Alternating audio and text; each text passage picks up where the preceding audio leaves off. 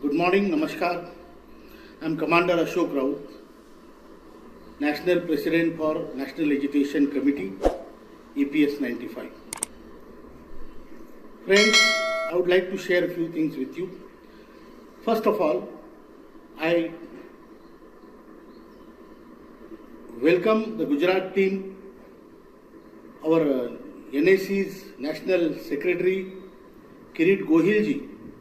He and his 12 friends who came from Gujarat all the way to Buldhana to congratulate and encourage our agitators, our people, those who are doing fast hunger strike.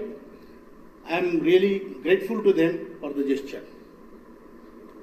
Second thing, a lot of phone calls are coming and people are asking why there is no mention of EPS 95 in the budget or why there is no allocation or even indication. Let me tell you, and I can understand your anger, I can definitely understand your feelings, but let me tell you, our problem is heard by the highest authority, that is the Prime Minister. On 4th March 2020, by the initiative of Honorable Hema Malini ji, Honorable Prime Minister had given us patient hearing and he promised us that all 4 demands of ours will be fulfilled. Whether it is 7,500 plus DA as a minimum pension, medical facilities, then those who are not in the gambit of EPS 95, they should be taken or they should be rewarded accordingly, and also the higher pension issue. So friends, when it comes from that level, there is no iota of doubt that it will be done.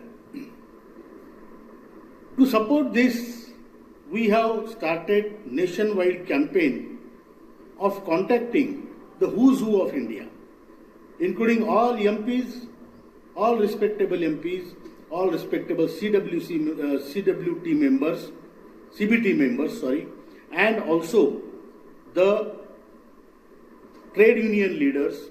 Everybody we are contacting. We are contacting even, other leaders who are, and everybody is with us. Be it a political leadership, be it a spiritual leadership of the country, be it is the social leadership of the country. Everybody is with us, everybody's blessings are with us because our problem is genuine and it will be solved within this budget session. So please don't worry. You don't have reason to, get confused. In the same way, we had met Honorable Bhartrihari Mahatab Sahab, MP Cuttack, who is the leader of Parliamentary Committee on Labour. There is 31 MPs committee is being set up for all the issues of concerning labour and EPFO. We met him, we presented him our report, our committee's report of NAC's report, and which he accepted. The report is very good report and it shows how our demands can be fulfilled within our money. You also know that on 26 January 2020, that is last year, we have withdrawn all our agitations on request of Honorable Labour Minister. Only Buldhana agitation, which is chain hunger strike, is going on symbolically, and all other agitations are withdrawn. So therefore, there is no support to any agitation presently going on in the country. There are people who are confused between different agitations. Let me make it very clear, we are not supporting any agitation in the country which is going on presently. We are not politically motivated people, we are social people.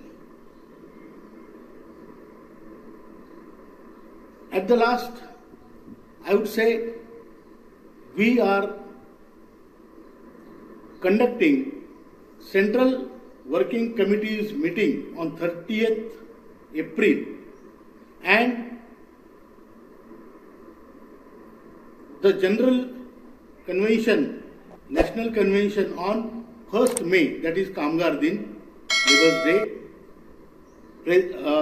The place and other things will be told to you later on, but this is what we are planning. And at last, I would like to reassure you that 7,500 pension and medical facilities and other demands will be fulfilled within this parliamentary session. Thank you. Sarvesham Mangalam Bhavatu. Jeshta Bharat, Shreshta Bharat.